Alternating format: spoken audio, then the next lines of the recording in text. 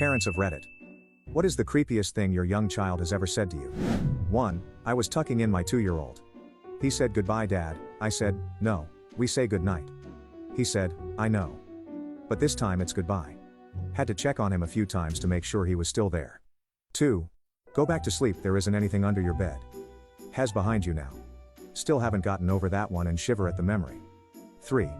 My 3-year-old daughter stood next to her newborn brother and looked at him for a while, then turned and looked at me and said, "Daddy, it's a monster. We should bury it." 4. I was sound asleep and at around 6 a.m. I was woken up by my 4-year-old daughter's face inches from mine. She looked right into my eyes and whispered, "I want to peel all your skin off." The backstory here is I had been sunburned the previous week and was starting to peel. In my sleep-addled state, however, it was pretty terrifying for a few seconds. I didn't know if I was dreaming, or what was going on. 5.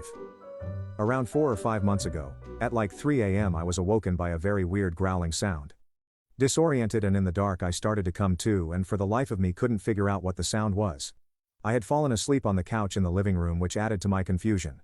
I was thinking maybe the cat had caught something, but really had no idea. As my vision started to come around, this 3-foot grotesque-looking shadow thing starts to appear a few feet in front of me.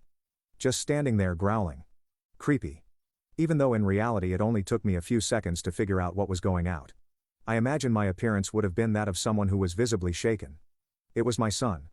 My 3-year-old son had snuck out of bed at 3 in the morning, found his Hulk mask in the dark and decided to go find Daddy to play superheroes.